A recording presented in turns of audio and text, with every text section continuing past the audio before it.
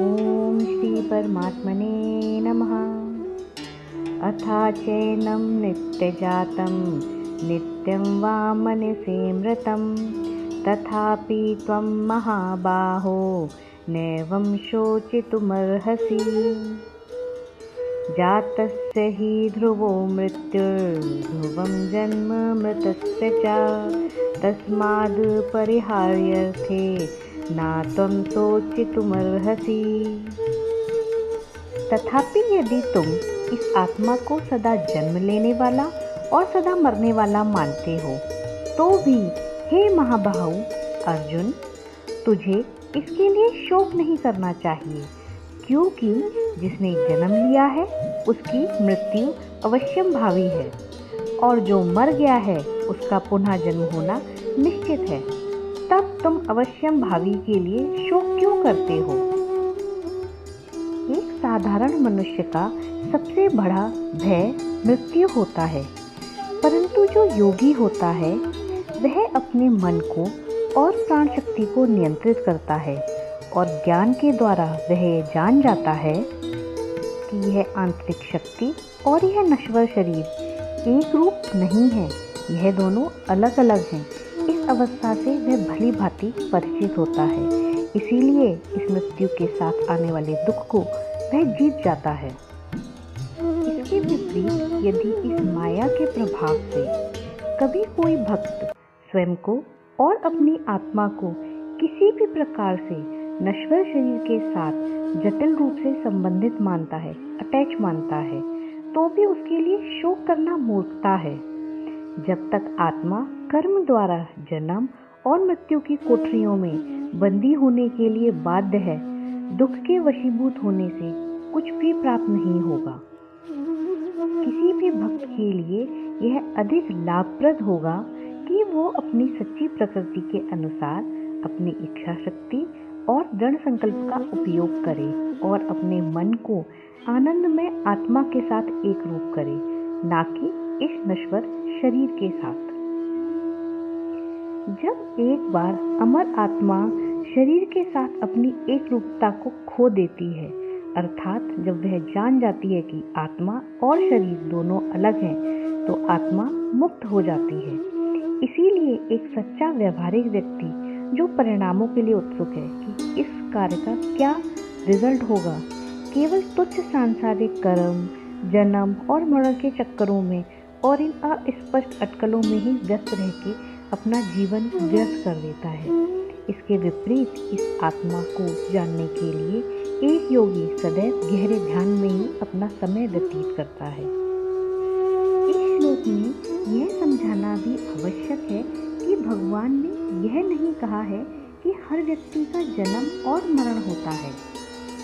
वास्तव में हर व्यक्ति में दो तत्व विद्यमान हैं, एक तो अविनाशी आत्मा और दूसरा उसका शरीर, जिसका जन्म और मरण होता दिखता है, परंतु यह शरीर तो वास्तव में अपनी कोई सत्ता नहीं रखता, उसका कोई एग्जिस्टेंस नहीं है जब तक उसके अंदर आत्मा ना हो। ये सत्तावान शरीर तभी तक दिखाई दे रहा है जब तक इसमें आत्मा की सत्ता है। तो इसके शरीर के लिए जन्म और मरण के लिए दुखी क्यों होना, या यूं कहें कि इस आत्मा के जन्म और मरण का कोई कारण है ही नहीं, यह सदैव विद्यमान रहती है। इसी बात को भगवान ने 28वें और 29वें श्लोक में भी विस्तार पूर्वक वर्णन किया है। अव्यक्तादीनि भूतानि व्यक्तमध्यानि भारत अव्यक्त निधनान्येव तत्र का परिदेवना। हे अर्जुन, सभी प्राणियों का प्रारंभ छुपा हुआ है, मध्य प्रकट है तथा अंत भी अगोचर है। इसीलिए इस सत्य का शोक क्यों किया जाए? आत्मा को तो नित्य, अजन्मा और अविनाशी समझ लें, तो भी शरीर के नाश होने से जो शोक होता है उसके विषय में भगवान इस श्लोक में कहते हैं कि भूत प्राणियों के जितने शरीर हैं वे जन्म से पहले अप्रकट थे, जन्म से मृत्यु तक प्रकट होते हैं और मृत्यु के पश्चात फिर अप्रकट हो जाते हैं। इस प्रकार यह क्रम यूं ही चलता रहता है। सांसारिक उपचारों के लिए जन्म के समय हर्ष और मृत्यु के समय दुख कर भी लिया जाए तो उन घटनाओं को इस प्रकार समझ लेना चाहिए कि जन्म, जीवन और मृत्यु एक वास्तविक घटना नहीं है। इस कारण इस विषय में शोक करने का कोई ठोस कारण नहीं है। जीवन की नृत्य करती हुई इस नदी का अगर हम उद्गम देखें तो हमें नहीं पता चलेगा, क्योंकि हम अज्ञान की धुंध में कुछ देख ही नहीं सकते।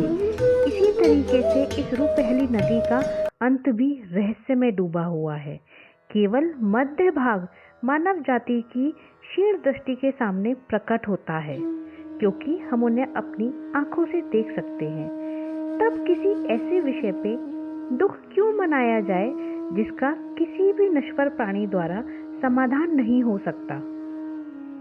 इसे अगर हम दूसरी प्रकार से समझना चाहें तो हम यह कह सकते हैं कि कोई वस्तु शून्य से उत्पन्न नहीं हो सकती और ना ही किसी वस्तु का अंत शून्य हो सकता है।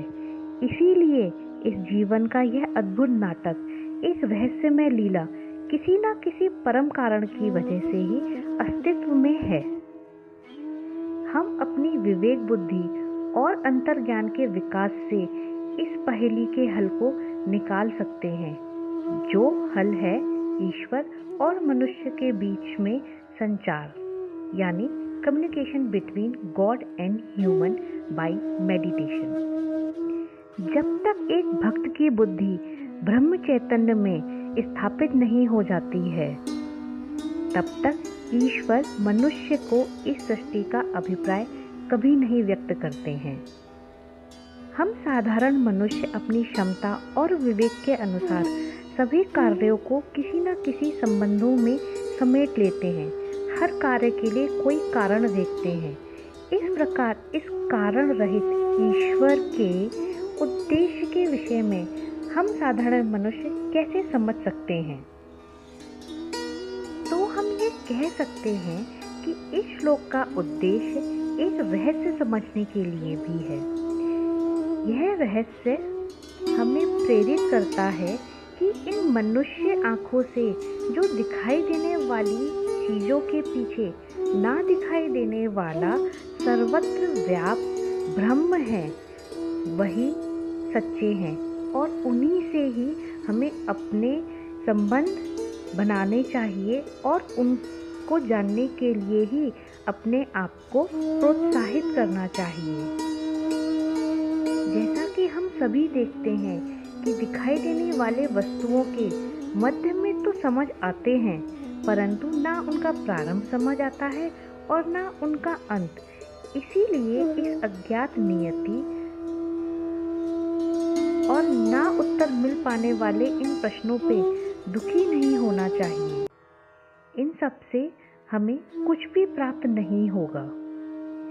हमें सदैव अपने इस दिखाई देने वाले शरीर से उस अदृश्य ब्रह्म की खोज करनी चाहिए, जो हमारे आत्मा और परमात्मा को मिला दे। यह आत्मा तो नित्य है, सदैव विद्यमान है। इसीलिए इस शरीर के मरने और जन्म लेने पे ना दुखी होना चाहिए, ना खुश होना चाहिए।